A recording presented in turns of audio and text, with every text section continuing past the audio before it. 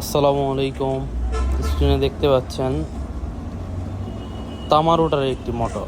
তামা রোটারের মোটর খুবই বিদ্যুৎ সাশ্রয়ী একটি মোটর এবং খুবই হাই ক্যাপাসিটি লোডের মোটর, খুবই লোডের মোটর হয়। তো আজকে স্ক্রিনে দেখতে পাচ্ছেন এই মোটরটি 30 ঘোড়া 1470 আরপিএম তামা রোটার একটি মোটর, অনেক বিদ্যুৎ সাশ্রয়ী মোটর এবং হাই ক্যাপাসিটি লোডের মোটর। পায়া কয়েল সব কিছু অরিজিনাল আছে। দেখুন,